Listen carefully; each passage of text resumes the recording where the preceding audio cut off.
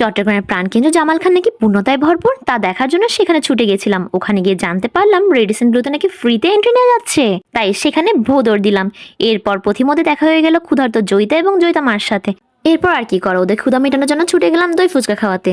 চট্টগ্রামের প্রাণকেন্দ্র জামাল খান এখন পূর্ণতায় পরিপূর্ণ। হ্যাঁ, ঠিকই শুনেছেন, কি নেই এই জামাল খানে? কাচ্চি, জুস ঘর, গাছপালায় ঘেরা বসার জায়গা, তবে কমতি ছিল একটি দোলনার বেলা বসে সেই টেলিফোনের, মেয়েদের পছন্দের টোট ব্যাগ, এক্সিবিশন কর্নার, শৌখিন শিল্পী মনের অধিকারী ছেলে মেয়েদের জন্য আর্ট ম্যাটেরিয়াল, এসব কিছুই এখন পেয়ে যাবেন একই ছাদের নিচে। তার জন্য অবশ্যই চলে যেতে হবে পূর্ণতায়।